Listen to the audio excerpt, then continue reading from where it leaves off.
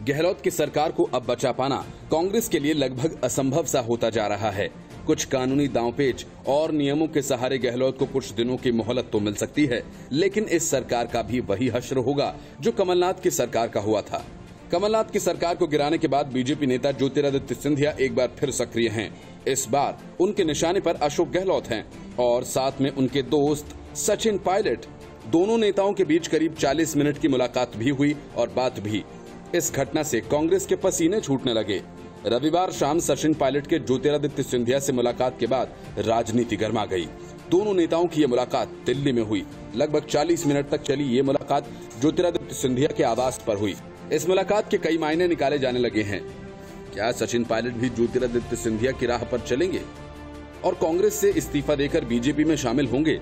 हालांकि आखिरी फैसला सचिन पायलट को ही लेना है। मुलाकात से पहले ज्योतिरादित्य सिंधिया ने सचिन पायलट के समर्थन में एक ट्वीट भी किया। इसमें सिंधिया ने कहा कि सचिन पायलट को दरकिनार किए जाने से मैं दुखी हूं। ये दिखाता है कि कांग्रेस में काबिलियत और क्षमता की कोई अहमियत नहीं।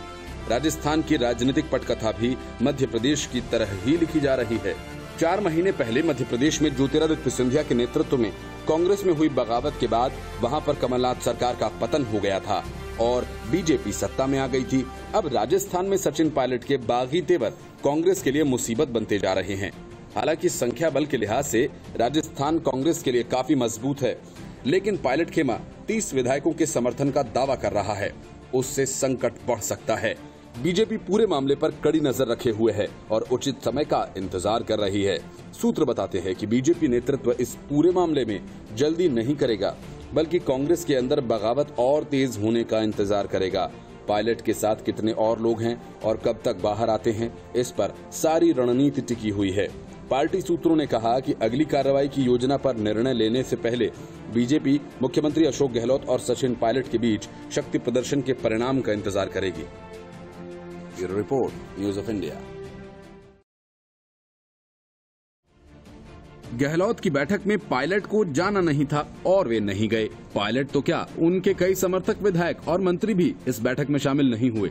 हालांकि डराने के लिए गहलोत ने व्हिप जारी करवाया था, लेकिन कोई इस व्हिप से डरा नहीं। इस सारे घटनाक्रम के बीच सचिन की पत्नी सारा पायलट ने अशोक गहलोत पर निशाना साधा। सारा पायलट ने एक सियासी हंगामे के बीच एक ट्वीट किया। इस ट्वीट में उन्होंने लिखा कि बड़े बड़े जादूगरों के पसीने छूट जाते हैं जब हम दिल्ली का रुख करते हैं। इस ट्वीट को सीएम अशोक गहलोत से जोड़कर देखा जा रहा है, क्योंकि अशोक गहलोत एक समय में जादूगर थे। वे साइकिल पर घूम घूम कर जादू दिखाया करते थे। मौजूदा सियासी हालात में सचिन पायलट के दिल्ली दौरे के बाद राजस्थान सरकार पर संकट के बादल मंडराने लगे हैं। बता दें कि एसओजी द्वारा केस दर्ज करने के बाद सियासी हलचल बढ़ गई है। सीएम गहलोत से नाराजगी के बीच राजस्थान के डिप्टी सीएम और प्रदेश कांग्रेस अध्यक्ष सचिन पायलट ने बीते रविवार को दिल्ली बीजेपी के राष्ट्रीय उपाध्यक्ष ओम माथुर से मुलाकात की। अपने दोस्त ज्योतिरादित्य सिंधिया से भी मिले। राज्य के बदलते राजनीतिक घटनाक्रम के बीच दोनों के बीच हुई इस मीटिंग को लेकर कई तरह के कयास लगाए जा रहे हैं। इस बीच सचिन पायलट की पत्नी का ट्वीट लोगों में चर्चा का विषय बना हुआ है। बता दें कि राज्यसभा चुनाव से पहले राजस्थान में विधायकों की खरीद फरोख्त की कोशिश मामले में एसओजी जांच कर रही है। जांच में सचिन पायलट की भूमिका भी संदिग्ध बताई गई है। एफआईआर में उनका नाम भी शामिल है। एसओजी ने पूछताछ के लिए उन्हें नोटिस भी जारी किया। इस घटनाक्रम के बीच सियासत ने इतने करवट लिए कि अब गहलोत की सरकार ही भंवर में फंस गई है, जहां से निकल पाना फिलहाल तो मुश्किल ही है। Bureau report, news of India. Congress की सियासत में अहमद पटेल के बुरे दिन शुरू हो गए हैं।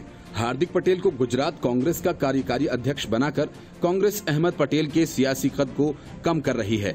हार्दिक पटेल की नियुक्ति एक तरह से अहमद पटेल की गुजरात की सियासत से विदाई मानी जा रही है। 26 साल के हार्दिक पटेल को अचानक इतनी बड़ी जिम्मेदारी मिलने के पीछे पाटीदार आरक्षण आंदोलन भी माना जा रहा है। वे डायमंड उद्योग के प्रवासियों का भारी वोट पाने में सफल रहे हैं। कांग्रेस के वरिष्ठ नेताओं ने साफ किया कि हार्दिक को जिम्मेदारी देने के पीछे राहुल गांधी का फैसला रहा है। हार्दिक पटेल ने कहा, मैंने सभी पार्टी के वरिष्ठ नेताओं से बात की, कुछ ने मुझे खुद बुलाया और हर कोई मेरे गुजरात कांग्रेस के अध्यक्ष बनने से खुश है। हर किसी का मुझे समर्थन है। आखिरकार हम सब चाहते हैं कि गुजरात में एक बार फिर कांग्रेस की सरकार बने। दिल्ली के एक बड़े कांग्रेसी नेता ने कहा कि हार्दिक पटेल को अध्यक्ष बनाए जाने का फैसला बहुत ही सधा हुआ है। वे बहुत ही सक्रिय नेता हैं। और जमीन स्तर पर कांग्रेस को खड़ा करने में सहायक होंगे। उनका प्रदेश कांग्रेस में एक अच्छा कद था, लेकिन उन्हें प्रदेश का सबसे बड़ा पद दिया गया है। इससे कांग्रेस को फायदा होगा।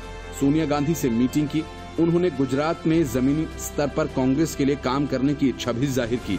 सूत्रों की माने तो पार्टी हार्दिक को राष्ट्रीय स्तर पर पद देना चाहती थी, लेकिन उन्होंने इससे इनकार कर दिया और कहा कि अभी वे राज्य स्तर पर ही काम करना चाहते हैं। सूत्रों ने बताया कि हार्दिक पटेल ने कांग्रेस में अल्पेश ठाकोर की कमी को पूरा किया है। Bureau report, news of India. Hemant Biswa Sharma जब महीनों की कोशिशों के बाद राहुल गांधी से मिलने पहुंचे, तब राहुल अपने कुत्ते के साथ खेल रहे थे। उन्होंने हेमंत को जरा भी भाव नहीं दिया। अपमानित हेमंत लौटे और कांग्रेस को पूरे नॉर्थ ईस्ट से बाहर खदेड़ दिया। ज्योतिरादित्य सिंधिया महीनों तक कमलनाथ और दिग्विजय सिंह के खेल में फंसे रहे। उनकी न तो सोनिया गांधी ने सुनी और न ही राहुल गांधी ने। नतीजा ये हुआ कि कमलनाथ को उन्होंने सत्ता से बाहर कर दिया। सचिन पायलट के साथ भी गहलोत ठीक वैसा ही खेलते रहे और सोनिया गांधी दिल्ली में बैठकर तमाशा देखती रहीं। नतीजा आज सबके सामने है। गहलोत की सरकार कुछ महीनों की मेहमान है और वो कभी भी गिर सकती है। मतलब ये कि युवा नेताओं ने कांग्रेस की हवा खराब कर दी है। एक ने पूरे नॉर्थ ईस्ट से कांग्रेस को बाहर कर दिया, दूसरे ने मध्य प्रदेश से और तीसरा राजस्थान से करने में जुटा हुआ है। सियासत में हमेशा ओल्ड गार्ड के साथ युवा जोश के सामंजस्य को कामयाबी की सबसे मजबूत कड़ी समझा जाता है। ये फॉर्मूला कई मौकों पर कारगर होते हुए भी देखा गया। मौजूदा वक्त में राजनीतिक संकट से जूझ रही कांग्रेस के लिए भी अनुभव और युवा सोच ने मिलकर जीत की कई कहानियां लिखी। लेकिन अब हालात ऐसे हो गए हैं कि युवा चेहरे ही पार्टी के साथ साथ दिग्गज नेताओं की चूलें हिला रहे हैं। ताजा उदाहरण सचिन पायलट का है। राजेश पायलट जैसे कांग्रेसी दिग्गज के बेटे सचिन पायलट 26 साल की उम्र में कांग्रेस के सांसद बने तो 35 साल की उम्र में उन्हें केंद्रीय कैबिनेट में जगह दी गई और इसके बाद 2014 में जब उनकी उम्र 37 साल थी तो पार्टी ने राजस्थान प्रदेश कांग्रेस कमेटी की कमान उनके हाथों में सौंप दी। सचिन पायलट ने जी तोड़ मेहनत की, पूरे प्रदेश में घूम घूम कर तत्कालीन वसुंधरा राजे सरकार को एक्सपोज किया और अपने संगठन को मजबूती से आगे बढ़ाया। ये वो वक्त था जब अशोक गहलोत दिल्ली में राहुल गांधी के साथ देश की राजनीतिक बागडोर संभाले हुए थे। सचिन पायलट की मेहनत रंग लाई और 2018 में राजस्थान की जनता ने वसुंधरा सरकार को उखाड़ फेंका और कांग्रेस को सत्ता सौंप दी। हालांकि जब जीत का सेहरा बंधने का नंबर आया तो अशोक गहलोत का तजुर्बा और प्रदेश पार्टी में उनकी पकड़ सचिन पायलट की 5 साल की मेहनत पर भारी पड़ गई। तमाम खींचतान के बाद सचिन पायलट उप मुख्यमंत्री पद पर राजी हो गए, लेकिन दोनों में तालमेल नहीं बैठ पाया। अब बात यहाँ तक पहुँच गई कि सचिन पायलट बगावत पर उतर आए हैं और गहलोत सरकार संकट में आ गई है।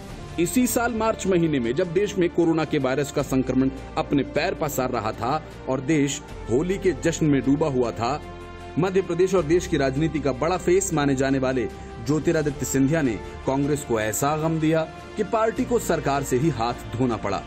पिता माधवराव सिंधिया की मौत के बाद सिंधिया ने 2001 में कांग्रेस ज्वाइन की और चुनाव दर चुनाव गुना लोकसभा से जीतते चले आए।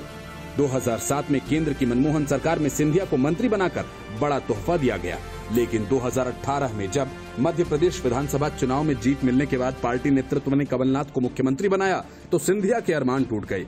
इसका नतीजा ये हुआ कि ज्योतिरादित्य सिंधिया ने बीजेपी का साथ देकर कमलनाथ की सरकार 15 महीने के अंदर ही गिरा दी।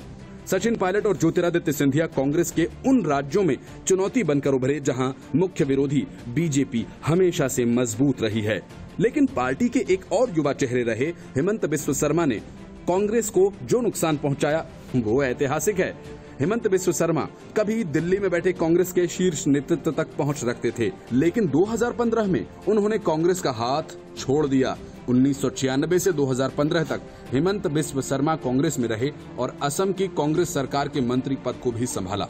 कांग्रेस से हेमंत बिस्व शर्मा इतने नाराज हो गए कि उन्होंने बीजेपी में जाने का फैसला कर लिया। उन्होंने कांग्रेस नेता राहुल गांधी पर उस वक्त गंभीर आरोप भी लगाए। इसके बाद 2016 असम विधानसभा चुनाव लड़ा और कैबिनेट मंत्री बने। इतना ही नहीं, बीजेपी के शीर्ष नेतृत्व ने हेमंत बिस्व शर्मा को नॉर्थ ईस्ट डेमोक्रेटिक अलायंस का संयोजक भी बना दिया। नॉर्थ ईस्ट भारत के कई क्षेत्रीय दलों का एक गठबंधन है। नेडा के संयोजक रहते हुए हेमंत बिस्व शर्मा बीजेपी के लिए सबसे बड़े संकट मोचक के तौर पर उभर कर सामने आए।